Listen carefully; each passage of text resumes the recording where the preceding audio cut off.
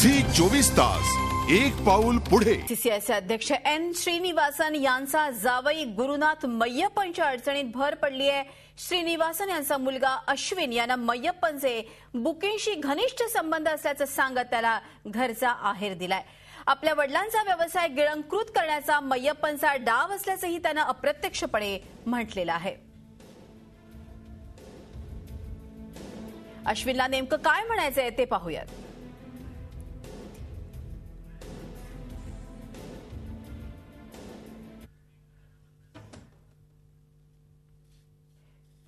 मय्यप्पनला सासरचाच आहेर मिळालेला आहे. गुरुचे चेन्नई आणि दुबईतल्या अनेक बुकिंगशी घनिष्ठ संबंध आहेत. आयपीएल सुरू होण्याच्या पूर्वीपासूनच तो त्यांच्या संपर्कात आहे. माझ्या वडिलांच्या व्यवसायात त्यानं व्यवस्थित घुसखोरी केलेली आहे. तो दुबईला जातो तेव्हा तिथे त्याचं गोल्फ पार्टनर कोण असतात.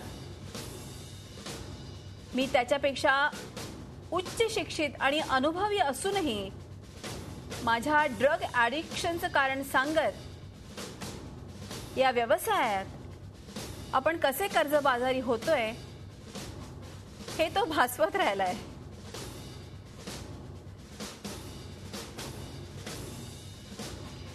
एकूणच या संदर्भात अधिक चर्चा करूया. डीएनएचे पत्रकार आहेत योगेश पवार आपल्याबरोबर. योगेशजी, आपण बघतोय की श्रीनिवासन यांचा जावई गुरुनाथ मय्यप्पनच्या अडचणीत आता भर पडलेली आहे. श्रीनिवासन यांचा मुलगा अश्विन यानं मय्यप्पनचे बुकिंगशी घनिष्ठ संबंध असल्याचं सांगितलंय. अर्थातच आपल्याशी या संदर्भात चर्चा झाली. काय वाटतं, घरच्याच माणसानं आरोप केल्याचे काय आता पडसाद उमटतील? नक्कीच मृदा, तुम्ही म्हणाला तसं आता जर या पद्धतीने त्यांचा स्वतःचा मुलगा एन श्रीनिवासनचा मुलगा हा स्वतः अशा पद्धतीचा जर आरोप करत असेल तर या आरोपांचं खंडन करणं जास्तीत जास्त कठीण होणार आहे या परिवाराला.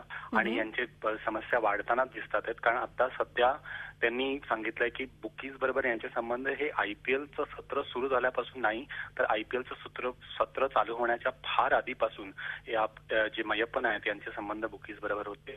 इतकंच नाही, तो म्हणतो की मय्यप्पनच्या जातीवरून त्याच्या आई वडिलांचा विरोध होता या लग्नाला आणि ते विश्वनाथन आनंद हा चेस चॅम्पियन त्याच्याशी ते लग्नाची बोलणी करत होते आपल्या मुलीची. असं असताना तिने त्याला विरोध करून या माणसाचं तिच्याचं प्रेम होतं मय्यप्पन त्याच्याशी लग्न केलं.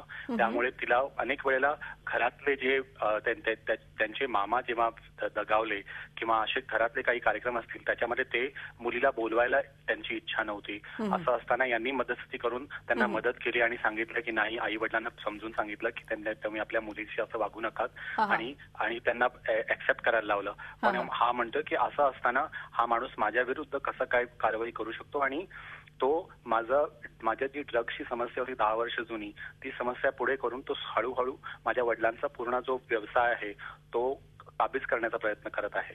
खरं योगेशजी, एक महत्वाचा विचार असं वाटतं की अश्विननं असं म्हटलेलं आहे. मात्र जर का अश्विनची पार्श्वभूमी बघितली तर ती पण बरीच वादग्रस्त आहे. ते एकूणच आता काय वाटतं, कशा तऱ्हेने तपासावर याचा प्रभाव पडेल? मृदुला, खरंच तुम्ही म्हटलं ते अगदी बरोबर आहे की यांची पार्श्वभूमी आहे ती नेहमीच थोडीशी वादग्रस्त राहिली याच्यामुळे. कारण ते समलैंगिक आहेत, उघडपणे समलैंगिक आहेत आणि आपल्या पार्टनर बरोबर अवी मुखर्जी याच्याबरोबर ते राहतात आणि याच्याचमुळे गेल्या वर्षी त्यांच्यावरती एक हल्ला झालेला. एस्कोबार हे उच्चाभ्रू एक बार आहे, पब आहे बँड्रामध्ये, तिथे त्यांच्यावर हल्ला झालेला. लोखंडी सळ्यांनी त्यांच्यावरती आणि त्यांच्या बॉयफ्रेंडवरती हल्ला झालेला. तेव्हा त्यांनी सांगितलेलं की हे पोलीसकर्मी ज्यांनी मला मारहाण केली हे पोलीस काही माझ्या वडिलांनीच पाठवलेले होते असं त्यावेळेला त्यांनी वडिलांवरती आरोप केलेले.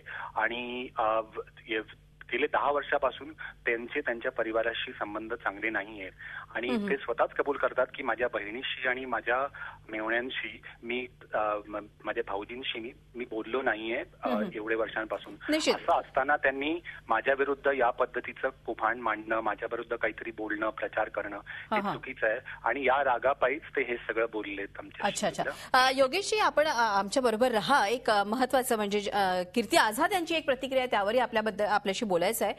फिक्सिंग प्रकरणात तातडीनं कारवाई करण्याची आवश्यकता असते, मात्र ही कारवाई करण्यात बीसीसीआयची अनुशासन समिती अपयशी ठरली आहे अशी टीका माजी कसोटीपटू कीर्ती आझाद यांनी केलेली आहे. फाइल पड़ी हुई है, उस पर मिट्टी और धूल जम रही है. आपके पास अनुशासन समिति है, आईपीएल में इतना अनुशासनहीनता हुई है। आपण ऐकलं असेल कीर्ती आझाद यांची प्रतिक्रिया. त्यांनी म्हटलंय खरं तर अशा प्रकरणी अत्यंत तातडीनं कारवाई व्हायला हवी. मात्र बीसीसीआयची जी अनुशासन समिती आहे ती यात सपशेल अपयशी ठरली आहे. काय वाटतं आपल्याला या संदर्भात? नक्कीच. इनफॅक्ट अश्विनशी बोलताना अश्विनने ज्या काही गोष्टी आपल्या वडिलांची जी क्लाउट आहे म्हणजे ज्या पद्धतीचं त्यांचा दबदबा चालतो एकूण त्यांच्या आर्थिक पॉवरमुळे ती त्याच्याबद्दल बोलताना त्यांनी इथपर्यंत म्हणजे त्यांनी नाव नाही घेतलंय त्यांनी एक पुसटशी अशी एक त्याच्यामध्ये काही एक प्रश्न अशी जोडले आहेत की त्याच्यामुळे अजून थोडंसं यांच्या भोवतीचं जे वादग्रस्त वातावरण निर्माण झालं ते वाढणारच आहे. त्यांनी असं म्हटलं की माझ्या वडिलांकडे इतका चंगळ पैसा असताना त्यांनी ते वाटेल तेवढ्या आकाराचा मोठा विमान घेऊ शकत होते पण असं असताना त्यांनी छोटं विमान घेतलं जाणून बुजून आणि ते विमान जेणेकरून त्यांना प्रत्येक वेळेला जगात कुठेही जायचं असेल तर दुबईलाच आणि ते रिफ्युलिंगसाठी थांबतात. ते म्हणजे ते कुवैतला कटारला शारजाला कुठेही न थांबताना ते दुबईमध्ये थांबतात आणि 4 तास सलग ते विमान तिथे थांबलेलं असतं. त्या दरम्यान माझे वडील कुणाबरोबर गॉल्फ खेळायला जातात तिकडे आणि त्यांचे कुणाबरोबर संबंध आणि दुबईतच का असा त्यांनी प्रश्न विचारला. मी त्यांना याच्याबद्दल अधिक खोदून विचारण्याचा प्रयत्न केला की ते